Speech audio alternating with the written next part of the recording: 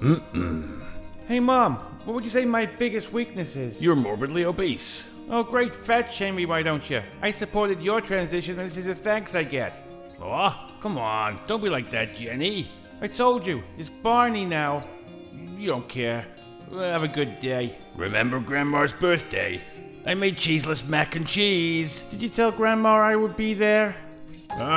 Sure. Did you tell her that Barney would be there? Hon, I know you think you look like a boy, but you just look like a young Rosie O'Donnell. Well, that's something, I suppose. No. Well, it looks like Netflix's new kids show, which is aged Y till 7-year-old, has some very interesting themes and storylines that, well, is pretty curious. You know, I've always tried to say, and I still stand by that, like, you can't always say that, ooh, this is all part of some weird plan and weird thing. Well, parents are not happy about this. And I'm starting to understand why. I mean, it's really, really bizarre. I don't know what to tell you other than to just show you, because that's what you do.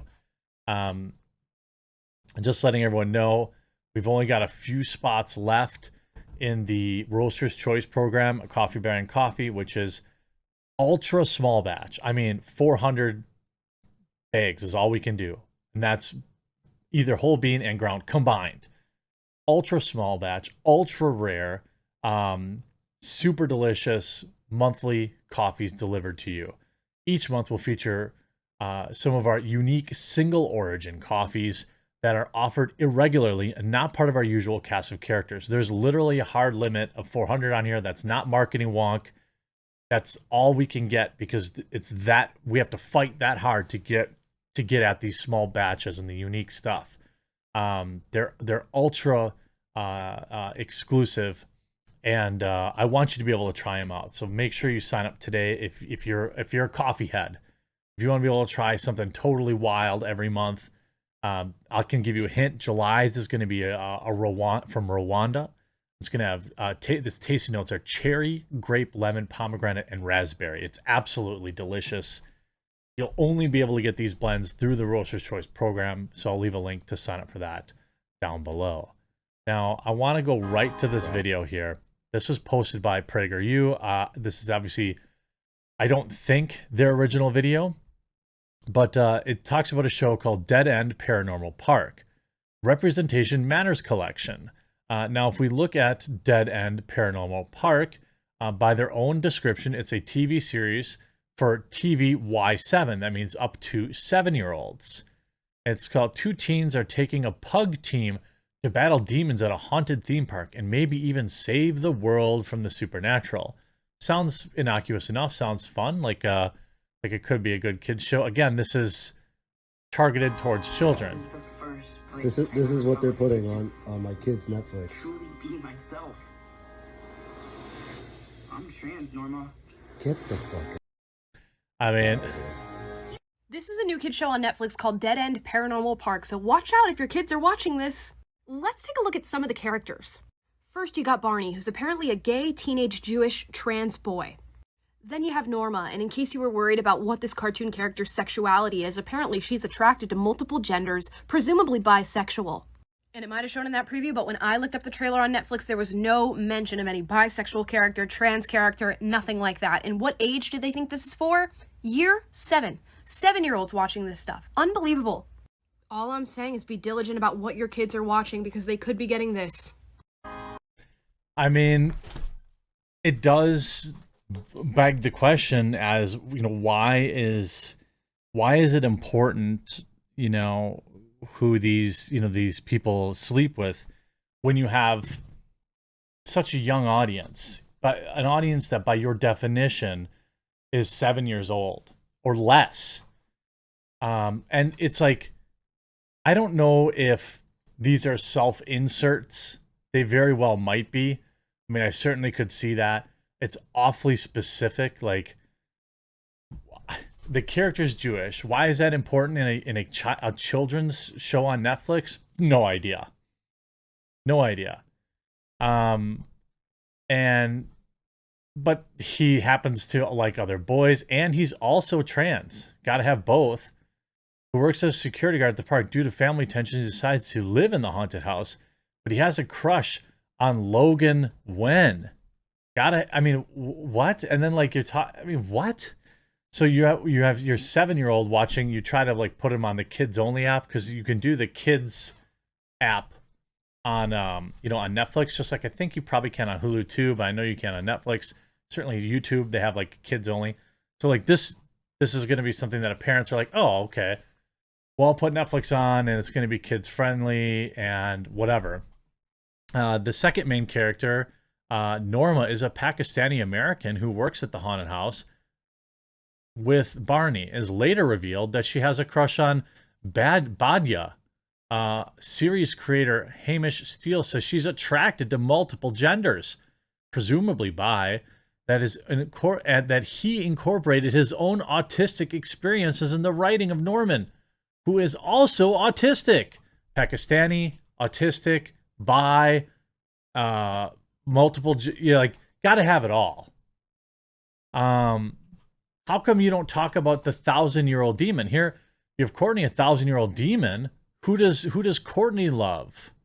What is her orientation? What is Pugsley's orientation? It's a dog. This would be one of those things where, like, I understand why parents would be like concerned, okay, about programming that kind of slips stuff in, right? This is a kids show, and This is what they're putting on my kids' Netflix. Truly be myself. I'm trans, Norma. like that's the preview for it. I mean, I don't even know how old these characters are supposed to be. A teenager.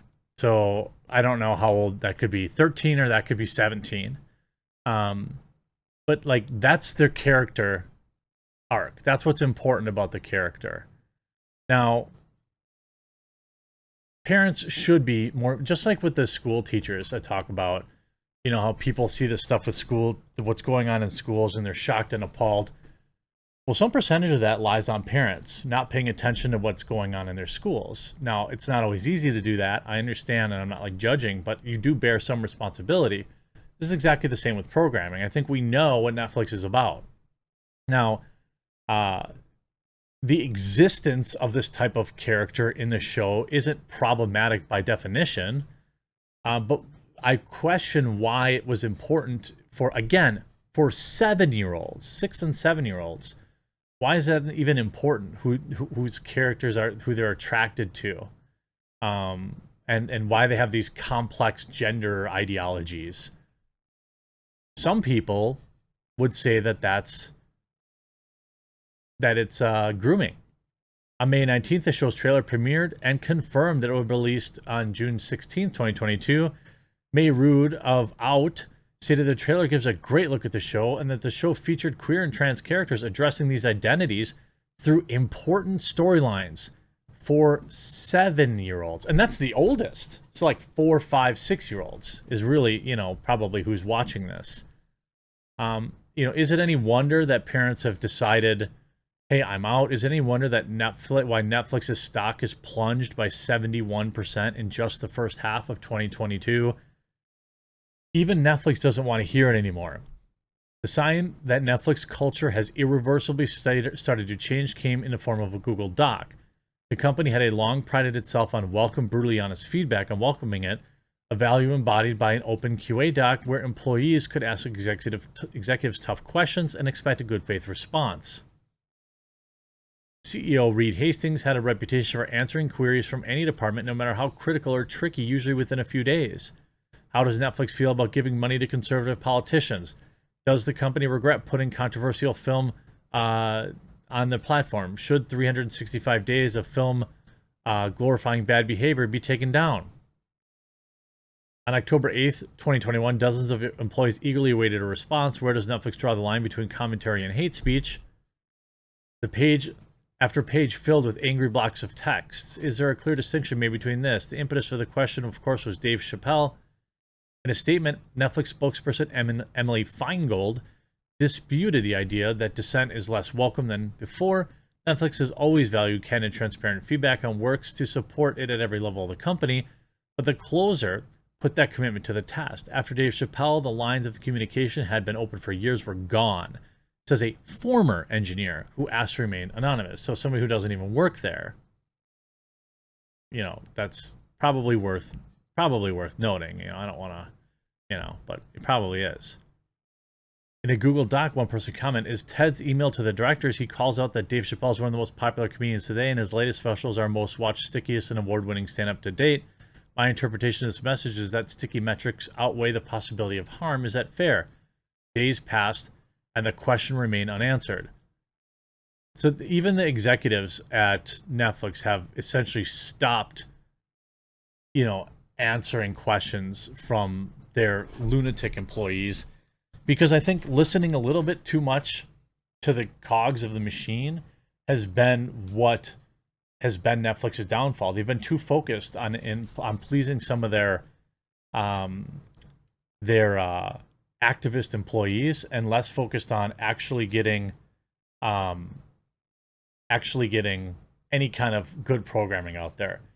The days of Stranger Things keeping people on Netflix are long gone with inflation, high gas prices, and things of that nature. And now with this coming out, it almost seems like Trojan horse. I don't know why you'd have to feel important to have these headlines or these kind of storylines in a show for 5-year-olds, but Netflix does. It's interesting. You can see we have limited our children's TV selections so much. They are toddlers, so just starting to watch even TV at all, but all we do is stick to Tumble Leaf. If you give a mouse a cookie and a little bear. Super clean, innocent shows.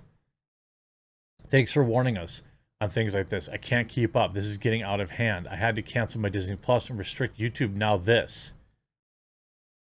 This is why we got rid of Netflix. I mean, parents are pissed. And I completely understand why.